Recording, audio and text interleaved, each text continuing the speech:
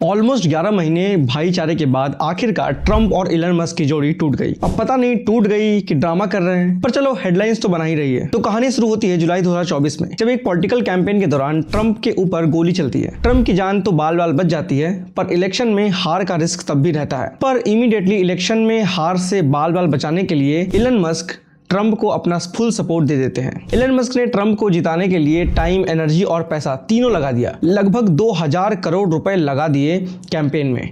फिर दुनिया के सबसे अमीर आदमी की हेल्प से ट्रंप बन जाते हैं दुनिया के सबसे पावरफुल पर्सन। और फिर तो मानो दोनों जय वीरों की तरह एक दूसरे के साथ चिपके रहते हैं। इलन मस्क को गवर्नमेंट में स्पेशल पोजीशन मिल जाती है और दोनों एक ही फैमिली के मेंबर बनकर रहने लगते हैं, जब तक कि the big beautiful bill US Congress में पास नहीं हुआ। अब ये समझ लेते हैं कि बिल में ऐसे क्या पॉइंट्स है जिसकी वजह से इलन मस्क ट्रंप से इतने ज्यादा चिढ़ गए हैं कि वो ट्रंप को हटाकर वाइस प्रेसिडेंट जेडी वैंस को यूएस का नया प्रेसिडेंट बनाना चाहते हैं। सिंपल भाषा में कहूं तो इलन मस्क पे दो चोट हुई है, एक है पर्सनल और दूसरी है प्रोफेशनल।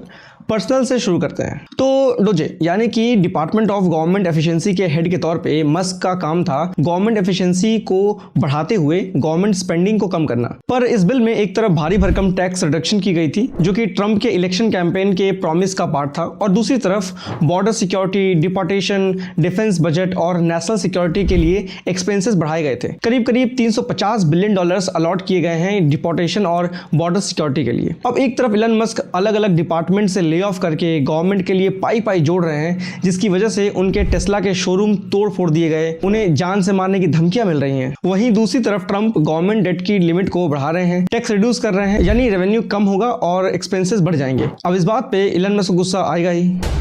बोलने दे, तकलीफ हुआ है बेचारे को। अब प्रोफेशनल चोट की बात करते हैं। तो इस बिल ने ईवी टैक्स क्रेडिट्स को हटा दिया है। ईवी टैक्स क्रेडिट्स बेसिकली वो चीज होती है जब आपको इलेक्ट्रिक व्हीकल खरीदते हो तो गवर्नमेंट आपको सब्सिडी के तौर पर इनकम टैक्स में कुछ छूट देती है। ये सीधा आपके टैक्स लायबिलिटी में से माइनस होता है। जैसे अगर आपका टैक्स 1 लाख रुपए है और आपका 50,000 का ईवी टैक्स क्रेडिट पड़ा हुआ है, तो आप सिर्फ 50,000 ही टैक्स भरते हो। 2025 के पहले क्वार्टर में टेस्ला के प्रॉफिट में 71% का डाउनफॉल आया है कंपेरेटिवली लास्ट ईयर। तो वैसे ही भाई टेंशन में है, और अब ईवी टैक्स क्रेडिट के हटने से उनके बिजनेस पे डायरेक्ट हिट आने वाला है। तो मेजरली यही दोनों इश्यूज हैं, पर उससे भी ज्यादा बड़ी बात यह है कि ये दोनों काफी इगोइस्टिक और डोमिनेंट लोग हैं। तो इनकी डिक्शनरी सिर्फ एक ही चीज से भरी हुई है, मैं झुकेगा नहीं।